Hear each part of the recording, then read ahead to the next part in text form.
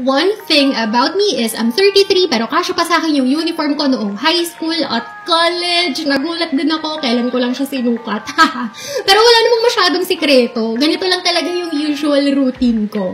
Pagkagising, tubig lang muna. Pagkatapos ng morning routine, saka pa lang ako magkakape. Pero black coffee lang para healthy. Iwas sa sugar, tsaka naka-fasting pa din kasi ako niyan.